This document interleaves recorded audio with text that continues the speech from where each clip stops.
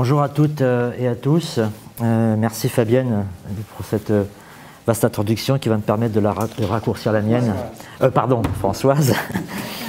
Oui, voilà. Donc je tenais d'abord, avant d'introduire cette première table ronde, de rappeler que les organisateurs, cette fois de cette table ronde, de cette après-midi, avaient prévu d'abord de confier cette tâche à Nicole, ici présente, sa vie, mais comme Nicole va intervenir, ils ont pensé après à Michel Perrault, qui s'excuse de ne pas prendre la direction de cette première table ronde parce qu'elle est retenue auprès de son compagnon.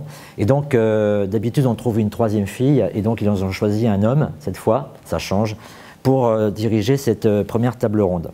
Voilà, donc avec plaisir, hein, je m'y suis collé. Voilà. Et donc, avant de leur passer la parole, je vais revenir sur quelques points, sur lesquels des points que je vais écourter, puisque Fabienne Dumont les a traités. Françoise Dumont.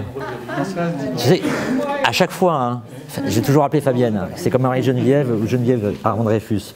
Donc, passons. Alors, Madeleine Rébériou, donc 1920-2005. 2020. Pour moi, c'est l'année, cette année-là, pour le musée d'histoire vivante, et puis pour d'autres, du centenaire du congrès de Tours. Et on avait discuté de quelque chose qui n'est pas à l'ordre du jour, mais on vient de le dire, il y a une sorte, pas de zone d'ombre ou d'angle mort sur Madeleine Rébériou et le Parti communiste. Et ce qui est très intéressant, c'est d'entrée de jeu dans ce petit documentaire, c'est qu'elle engage tout de suite la conversation sur son engagement communiste. Voilà. Et après, bon, on en discutera peut-être de la manière dont elle présentait cet engagement et dans les dimensions dont elle a dissimulé certaines choses. Je voudrais juste citer quelques lignes écrites par Vincent Duclerc en 4e couverture d'un bouquin qui est sorti en 1999 et qui s'appelait Parcours engagé, Madeleine Rébériou, Parcours engagé dans la France contemporaine. C'était une collection dirigée par Gérard Noiriel et Michel Offerlé. Et en 4e couverture, Vincent Duclerc écrivait la chose suivante. Madeleine Rébériou, engagée dans la politique de la cité et des droits de l'homme. Madeleine Rébériou l'est aussi dans le mouvement de la recherche en histoire et en sciences sociales. Et si l'histoire particulièrement ressemble à un engagement, c'est d'abord dans la volonté qui demeure la sienne d'ouvrir des champs nouveaux, de poser en permanence la question de la signification politique des choix collectifs et individuels, de confronter les idées et les imaginaires aux pratiques et aux parcours, de rapprocher en un sens, comme elle le fait pour Jaurès, la parole et l'acte. Nos vies sont collectives, c'est... tout à l'heure, on a parlé du caractère bien trempé, de la grande dame, des formules qu'on utilisait souvent, toutes et tous, pour Madeleine. Elle, sans cesse, elle rappelait dans les conversations qu'on pouvait avoir, dans ses écrits, dans ses travaux, dans les interventions, dans les conférences, réunions publiques, colloques, journées d'études, que nos vies sont collectives, que nos parcours individuels, nos petites personnes n'intéressaient personne, justement, et qu'on était dans un tout. Voilà.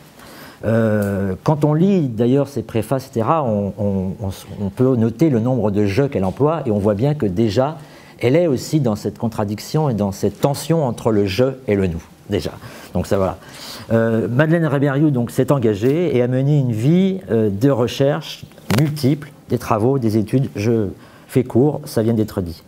Mais il faut le dire, elle le répétait, toujours en faveur d'une conception militante de l'histoire.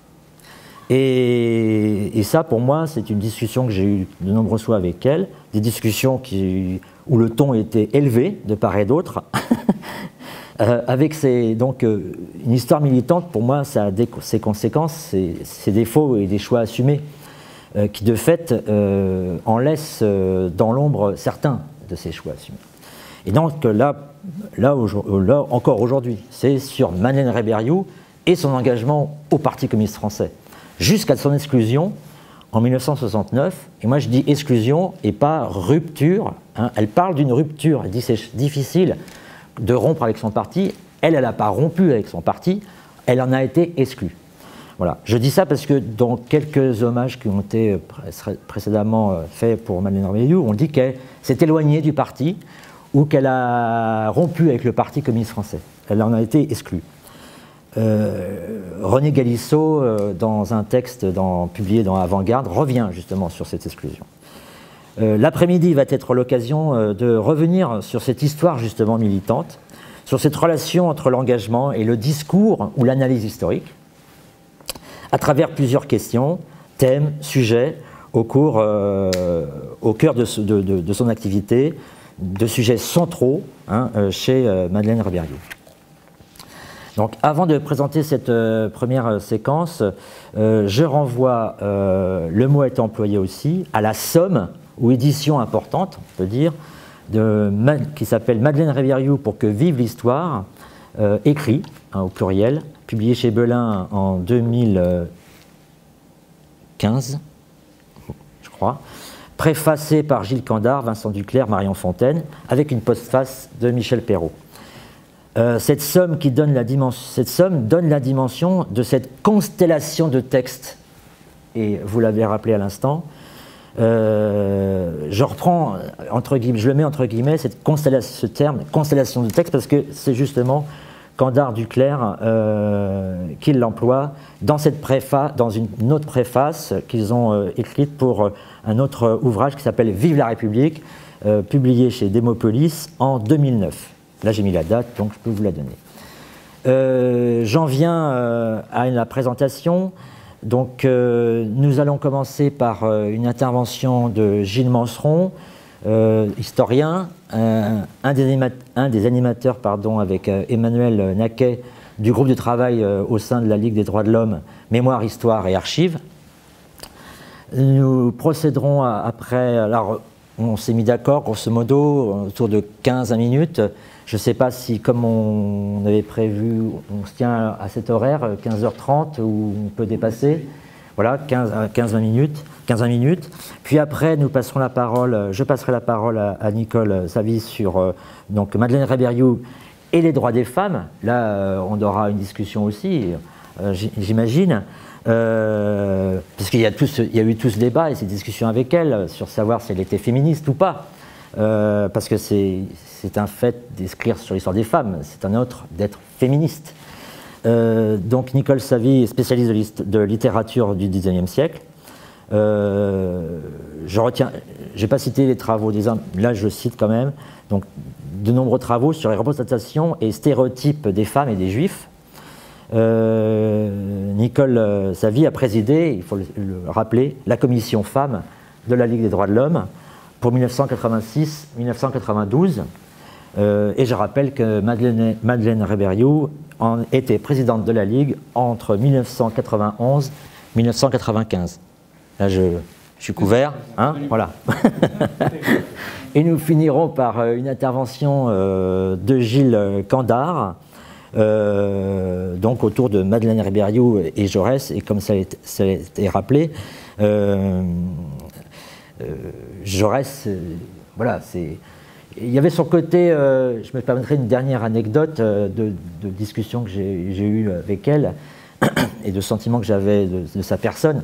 C'est qu'elle disait que bon, il ne faut pas revenir sur l'individualité, l'individu, voilà. Mais à chaque fois qu'on lui disait qu'elle était la spécialiste de Georges Jaurès, elle prenait ce ton un petit peu coquin en disant oui, voilà. Puisque à chaque fois qu'un autre historien ou une historienne écrivait sur Jaurès, il avait le droit quand même à quelques notes très sévères pour lui dire mais il n'y connaît rien, voilà.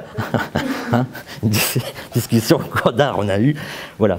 Donc Gilles Candard, président de la Société d'études jaurésiennes, historien, et il a pu écrire la biographie Madeleine n'a jamais voulu écrire de biographie. Elle m'avait dit, une fois comme ça, comme elle avait dit à tout le monde, mais j'ai écrit sur Jaurès, j'arrête pas d'écrire sur Jaurès, j'ai publié la biographie de Jaurès dans le dictionnaire biographique du mouvement ouvrier, le Métron, voilà. D'autres cessaient à écrire des biographies, vous savez ce que j'en pense. Voilà. Donc, Candard et Vincent Duclerc ont écrit tous les deux cette magnifique biographie très complète et dans laquelle, naturellement, légitimement, et rigoureusement, ils reviennent en rendant hommage au travail énorme de Madeleine sur Jean Jaurès.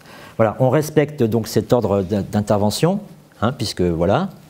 Et donc je te passe tout de suite la parole, Gilles Manceron. Et le micro, s'il te plaît.